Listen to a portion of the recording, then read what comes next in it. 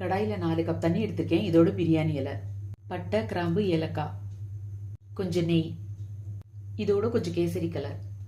தண்ணி கொதிக்க ஆரம்பிச்சிருச்சு. அரை மணி நேரமாக ஊற வச்ச 1 கப் பாஸ்மதி அரிசி, இதையும் சேர்த்துக்குவோம். ரைஸ் 90% குக் ஆனால் போதும். வடிகட்டி ஆற விட்டுருவோம். வடிகட்டியாச்சு, இது இப்போ ஆறட்டும். இப்போ கடாயில் கொஞ்சம் நெய்யை சேர்த்துக்குவோம். இதில் நட்ஸை ஃப்ரை பண்ணிக்குவோம். இந்த ஜர்தா ரைஸில் நட்ஸ் கொஞ்சம் அதிகமாக சேர்த்துக்கணும். இதோட தேங்காய், திராட்சை, நட்ஸை இப்போ நகர்த்தி வச்சுக்குவோம்.